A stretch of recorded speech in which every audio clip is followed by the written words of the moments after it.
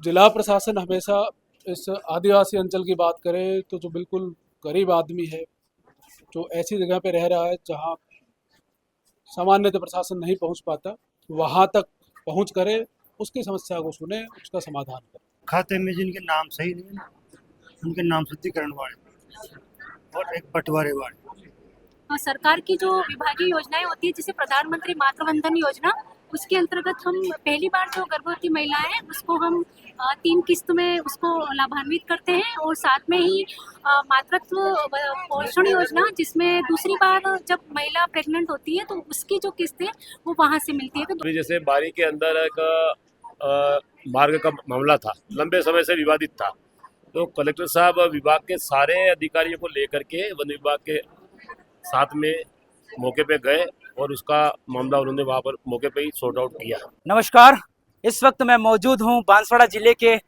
कुंडला ग्राम पंचायत में, जहाँ पर ग्रामीण सेवा शिविर का आयोजन किया जा रहा है। मुख्यमंत्री भजनलाल शर्मा का उद्देश्य है कि ग्रामीण सेवा शिविर का लाभ है जो गांव के अंतिम व्यक्ति तक पहुंचे, जो भी समस्या हो उसका निराकरण एक ही दिन में हो सके। अब देखेंगे, अधिकारियों से जानने का प्रयास करेंगे। आखिर यहाँ पर 22 विभागों के अधिकारी हैं जो बैठे हुए हैं। शायद 9 बजे से 9:30 से 6 तक का टाइम है, यहाँ पर अधिकारी बैठते हैं। इनसे भी सवाल जवाब करने का प्रयास करेंगे। कौन कौन सी ज़्यादा समस्या यहाँ पर लोग लेकर आते हैं और कौन कौन सी समस्याओं का समाधान है जो हाथों हाथ किया जाता है। देखिए, आपके सामने इस तरीके से कुछ कुंडला खुर्द में है जो शिविर लगा हुआ है। इस तरीके से कुछ टेबलें लगी हुई इधर आई, जो अधिकारी हैं यहाँ पर बैठे हुए हैं, और यहाँ पर पीएचडी विभाग है, यहाँ पर राजस्व विभाग है। मैडम, कौन कौन सी प्रॉब्लम का सॉल्यूशन आपके यहाँ पर होता है? सर, महिला एवं बाल विकास विभाग के अंदर जो गर्भवती महिलाएं हैं और धात्री माताएं हैं, धात्री माता जो स्तनपान कराती है, और उसके अलावा जीरो से लगाकर 6 वर्ष तक के जो बच्चे हैं वो आंगनवाड़ी पर होते हैं। तो इसमें सरकार की जो विभागीय योजनाएं होती है, जैसे प्रधानमंत्री मातृवंदन योजना, उसके अंतर्गत हम पहली बार जो गर्भवती महिलाएं हैं उसको हम 3 किस्त में उसको लाभान्वित करते हैं, और साथ में ही मातृत्व पोषण योजना, जिसमें दूसरी बार जब महिला प्रेग्नेंट होती है तो उसकी जो किस्त है वो वहाँ से मिलती है। तो दोनों ही योजनाएं पूर्ण रूप से पेपरलेस है। और जब दूसरी योजना के अंतर्गत जब दूसरी बार महिला गर्भवती होती है, अगर उसकी बालिका हो भी है, अगर लड़की का जन्म हुआ है, तो उसका जो पेमेंट है या जो राशि है वो प्रधानमंत्री मातृवंदन योजना 2.0, उसके तहत उसको एक मुश्त में 6,000 की राशि उस महिला लाभार्थी के सीधे ही उसके खाते में प्राप्त होती है। अभी यहाँ पर आप सुबह से बैठे हैं, हमको 9:30 बजे से। कौन कौन सी समस्याएं लेकर यहाँ पर महिलाएं पहुंची आपके पास? सर, अभी तक प्रधानमंत्री मातृवंदन योजना से संबंधित आई थी और मातृत्व पोषण योजना से संबंधित भी आई, तो उनके जो फॉर्म को लेकर हमारे पास आई थी, तो मैंने उनको क्लियर किया कि अभी ये जो योजना है वो पूर्ण रूप से पेपरलेस है। हम सिर्फ आपसे ममता कार्ड, जन आधार और बैंक डायरी, और उसके अलावा जो 11 प्रकार के हमारे डॉक्यूमेंट्स हैं उनको हमें जो चाहिए उसमें से एक डॉक्यूमेंट चाहिए, तो वो हमें लेना। उसको फिर PMEY का जो पोर्टल होता है वहाँ पर ऑनलाइन होता है, तो उसको हम ऑनलाइन करते हैं फॉर्म को। कौन से विभाग से आप? मैं PhD से हूँ, पब्लिक हेल्थ इंजीनियरिंग डिपार्टमेंट। अभी सुबह से लेकर कौन कौन सी समस्याएं लेकर या आपके पास कोई आए हैं?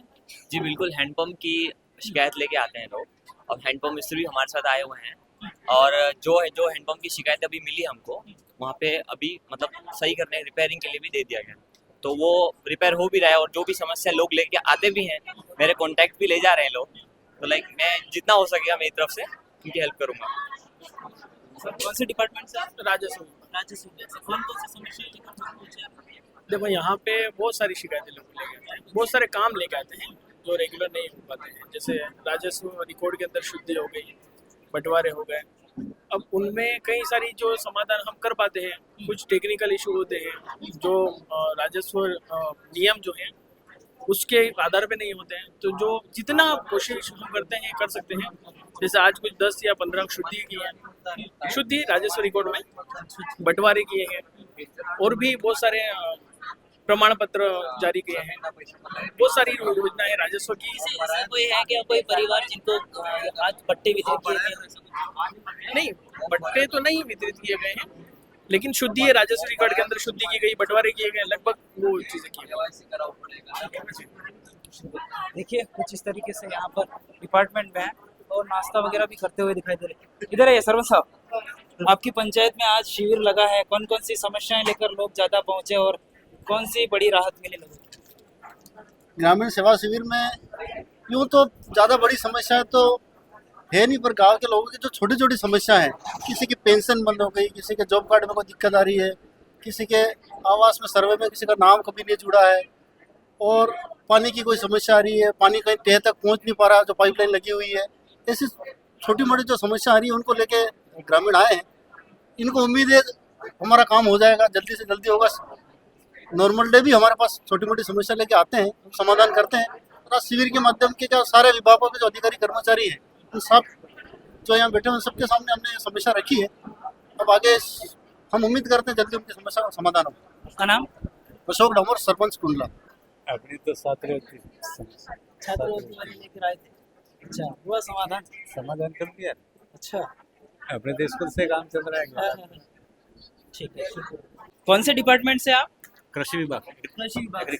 अभी सुबह से लेकर अभी तक कौन कौन सी समस्याएं लेकर लोग आए हैं और कितनों को राहत मिली?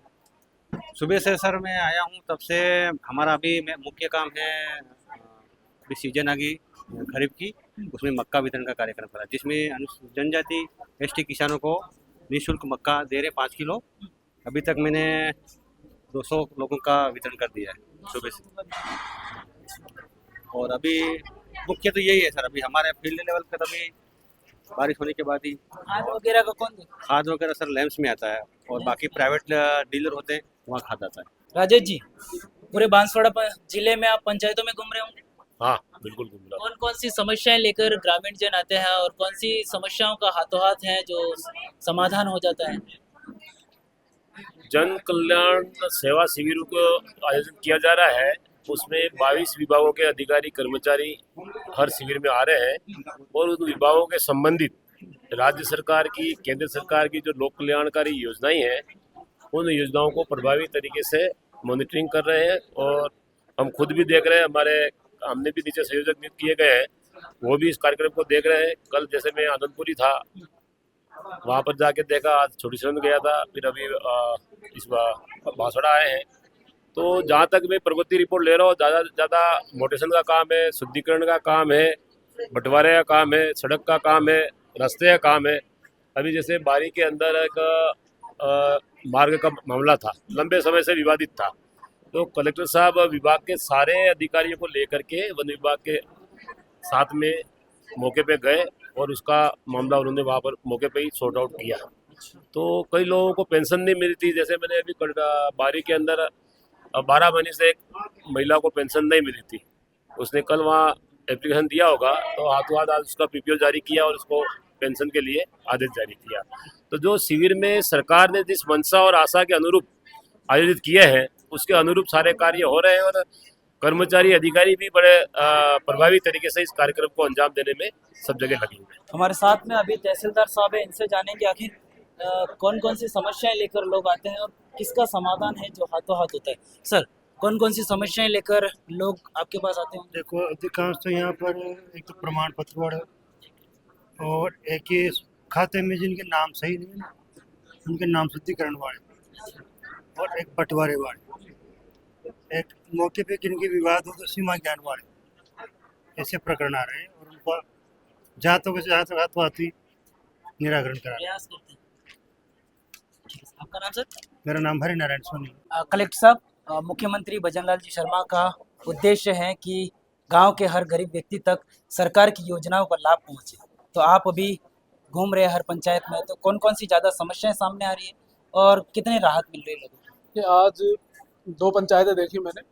छोटी सरवण में अपनी बोरी पंचायत है, और उसके बाद यहाँ कुंडला पंचायत है, बांसवाड़ा में आती है। बोरी पंचायत में 2 प्रॉब्लम्स आई थी। एक कोई अपनी पानी की लाइन थी, वो डैमेज हो गई थी, उसको रिपेयर करवाने की बात थी, और एक फॉरेस्ट के एरिया में से सड़क सैंक्शन हुई है, तो उसका 3-2 का पट्टा देने की बात है। तो जहाँ तक पट्टे वाली बात है, डीएफओ साहब शायद आज या कल में उसको स्वीकृत कर देंगे।